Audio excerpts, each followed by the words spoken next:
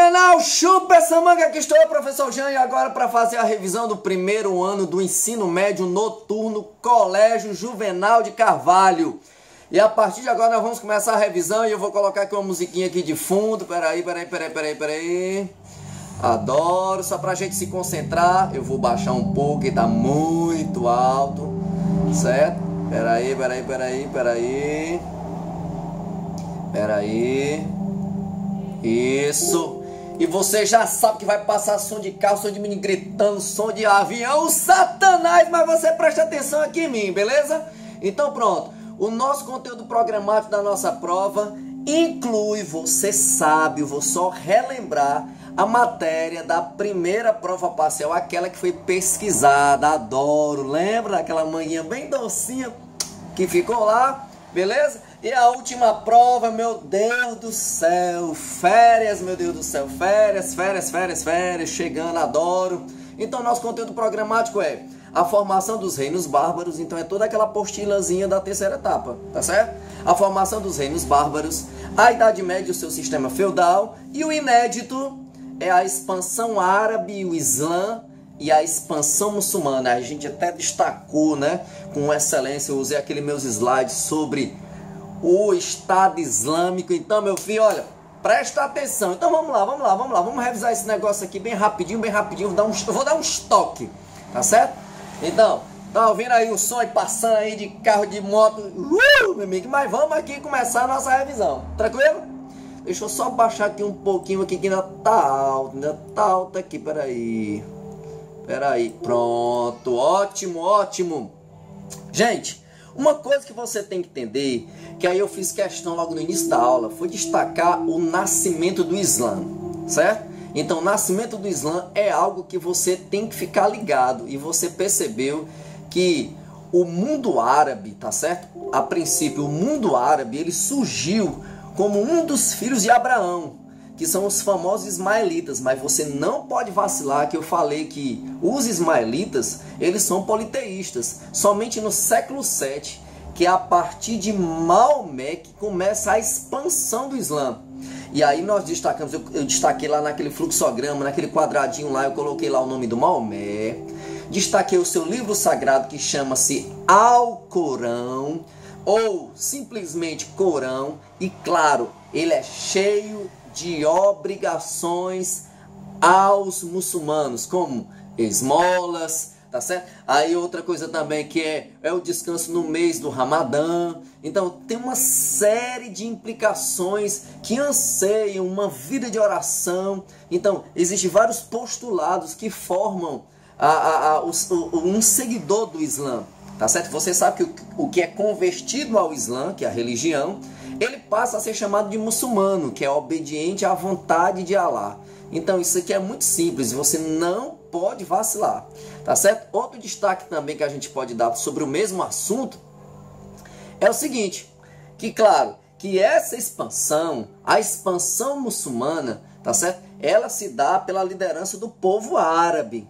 Hoje não necessariamente o muçulmano ele precisa ser árabe, basta que você se converta ao Islã, porque Islã significa total submissão ao Deus Alá, tá certo? Mas a expansão muçulmana ela é liderada pelos árabes, tá certo?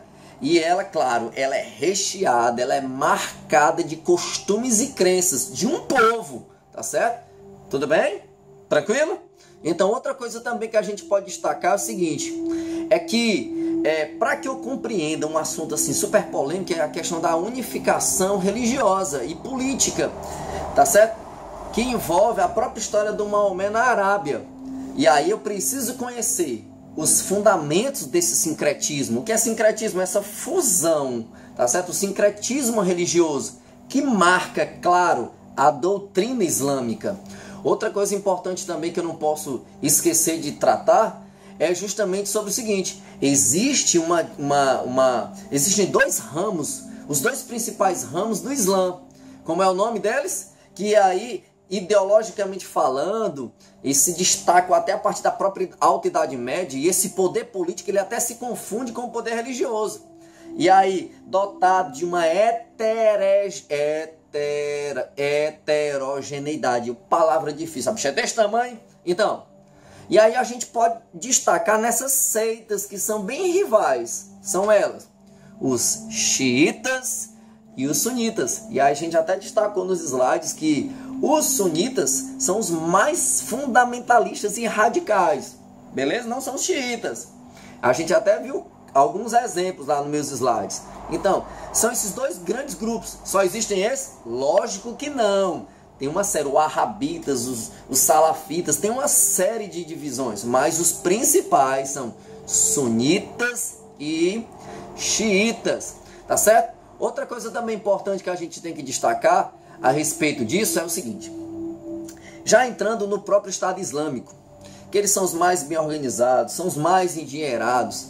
E essas organizações são sanguinárias, são as mais sanguinárias da atualidade. Eles têm estabelecido controle sobre vastas regiões do Iraque e da Síria. Então, eles se autodeclaram um Estado Islâmico. E esse espaço está entre o Iraque e a Síria. E entre essas ações que os membros do Estado Islâmico, eles promovem nas populações que eles ocupam, nas cidades que eles ocupam, decapitações, que mais? Fuzilamento, que mais? Crucificações, então há uma perseguição aos cristãos também, estupro, carbonização de pessoas vivas, meu filho, né? Mata, depois carboniza não, carboniza vivo, tá certo? Como aquele piloto, né, que eu mostrei o videozinho para você, tá certo? Agora, o grande líder do Estado Islâmico, o Abu Bakr al-Baghdadi, ou Bagdadi, tá certo? Esse grupo sunita, preste atenção, são sunitas, tá certo? Ele se declara califa, tá certo? E aí, ele que se autodeclarou califa, ele tem um objetivo de servir a esse pretenso modelo para os muçulmanos, que é o modelo tradicional do Islã, com leis regidas pela Sharia, que é a lei islâmica, tá certo? Então, e para, claro, sustentar suas pretensões, tá certo? Esse Estado Islâmico, para se manter estruturado belicamente com armamento militar, onde é que vem a fonte de renda desses caras? Pai, chupa aí essa manga, de onde é que vem? Vem da venda de petróleo, o petróleo iraquiano, entendeu? Agora, um detalhezinho para não errar nem a pau, para não chupar uma manga verde, tá certo?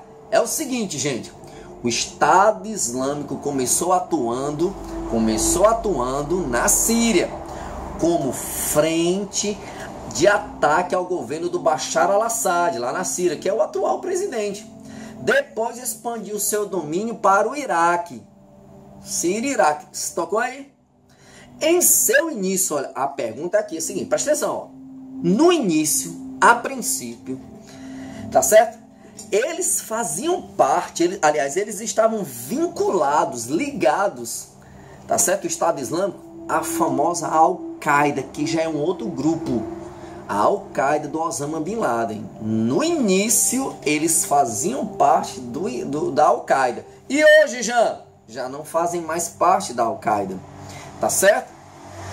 E aí a gente até viu, eu mostrei até um videozinho lá, quando a gente estava estudando, que eles não respeitam os valores culturais da humanidade, né, que estão presentes no próprio Oriente Médio, né, aquela região lá da Mesopotâmia, e eles destroem imagem, porque para esses fundamentalistas, não pode atentar à questão da própria idolatria, então eles destroem monumentos históricos, obras-primas antigas, de muitos anos, e claro, que são as antigas civilizações mesopotâmicas, tá certo? Então, o Estado Islâmico obriga as pessoas a se converterem à sua fé, à fé islâmica. Então, é bem importante você entender isso, tá certo? E aí, você vai dar uma lidazinha naquela provinha lá que nós fizemos, a primeira prova parcial, porque vai cair questões bem interessantes lá sobre aquela matéria lá que a gente também estudou. Tá bom?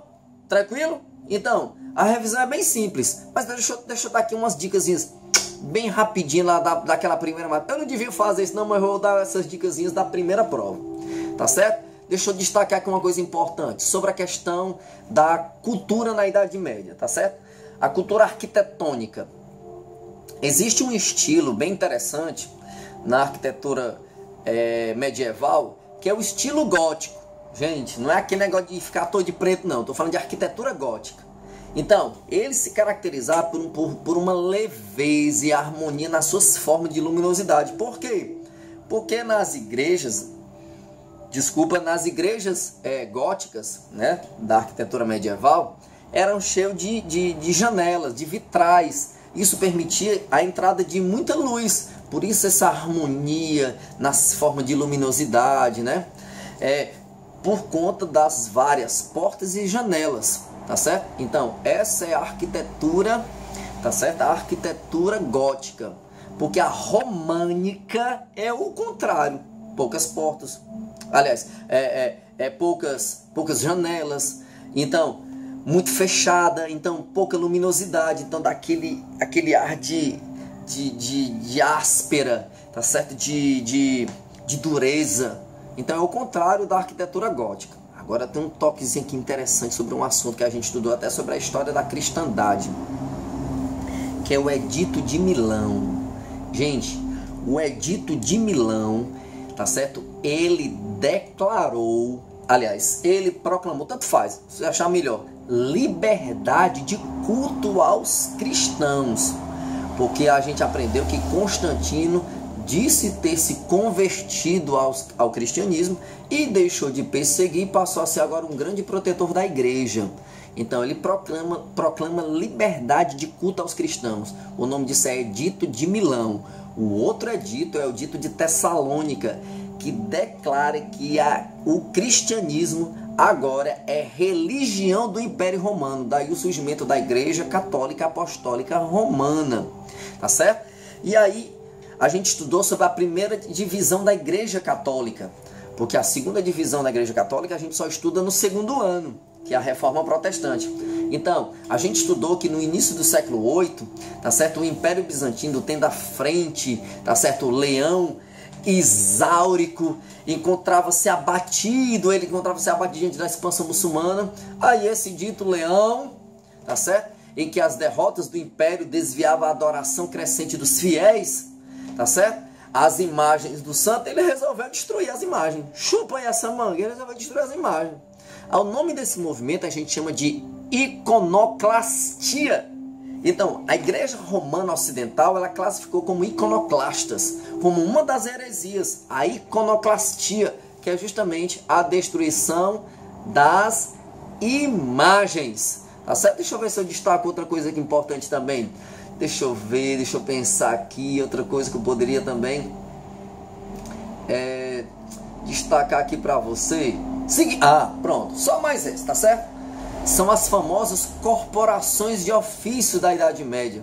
Elas eram organizações e tinham um objetivo, que era justamente proteger os ofícios, que eram aquelas profissões, sapateiro, marceneiro, tá certo? As várias profissões diante da concorrência, e eles controlavam preço e produção, tá certo?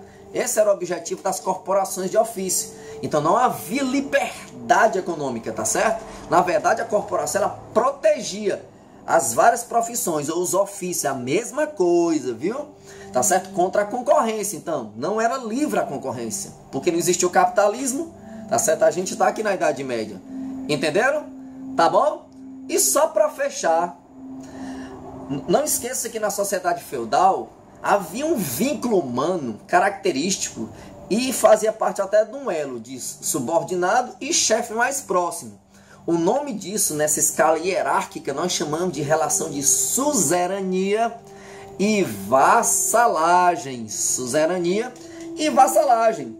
Então, a revisão é isso. Então, no mais, eu vou me despedir aqui de vocês e chupa essa manga! Uhul!